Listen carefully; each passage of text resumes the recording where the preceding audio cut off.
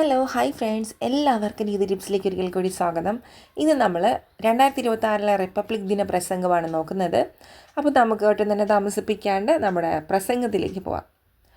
മാന്യരായ അധ്യക്ഷരെ, പ്രിയപ്പെട്ട അധ്യാപകരെ, എൻ്റെ സഹോദരി സഹോദരന്മാരെ, എല്ലാവർക്കും എൻ്റെ ഹൃദയം നിറഞ്ഞ റിപ്പബ്ലിക് ദിനാശംസകൾ ആദ്യം തന്നെ നേരുന്നു.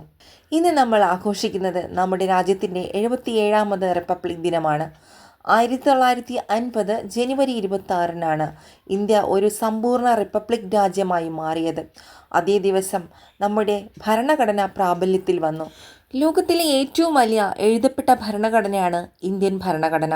ഡോക്ടർ BR അംബേദ്കർ നേതൃത്വം നൽകിയ ഭരണഘടനാ സമിതി എല്ലാ പൗരന്മാർക്കും സ്വാതന്ത്ര്യം, സമത്വം, സൗഹൃദം, നീതി എന്നിവ ഉറപ്പു നൽകുന്ന ഭരണഘടന നമുക്ക് സമ്മാനിച്ചു. റിപ്പബ്ലിക് ദിനം നമ്മെ ഓർമ്മിപ്പിക്കുന്നത് നമ്മുടെ അവകാശങ്ങളെക്കുറിച്ച് മാത്രമല്ല, മറിച്ച് നമ്മുടെ കടമകളെക്കുറിച്ചുമാണ്. രാജ്യത്തിൻ്റെ ഐക്യവും അഖണ്ഡതയും സംരക്ഷിക്കുക, നിയമങ്ങൾ പാലിക്കുക, മറ്റുള്ളവരെ ബഹുമാനിക്കുക, ഇതെല്ലാം ഓരോ ഇന്ത്യൻ പൗരൻ്റെയും ഉത്തരവാദിത്തമാണെന്ന് നമ്മെ ഓർമ്മിപ്പിക്കുന്ന ഒന്നാണ് നമ്മുടെ ഇന്ത്യൻ ഭരണഘടന. 2026 ഈ റിപ്പബ്ലിക് ദിനത്തിൽ ഒരു വികസിത ഇന്ത്യ, ഒരു ശക്തമായ ഇന്ത്യ, ഒരു ഏകീകൃത ഇന്ത്യ എന്ന സ്വപ്നം സാക്ഷാത്കരിക്കാൻ നമുക്ക് ഒരുമിച്ച് പ്രവർത്തിക്കാമെന്ന് പ്രതിജ്ഞ ചെയ്യാം. അവസാനമായി നമ്മുടെ സ്വാതന്ത്ര്യ സമര സേനാനികൾക്കും ഭരണഘടനാ ശില്പികൾക്കും ആദരാഞ്ജലികൾ അർപ്പിച്ചുകൊണ്ട് നിർത്തുന്നു. ജയ് ഹിന്ദ്, ജയ് ഭാരത്.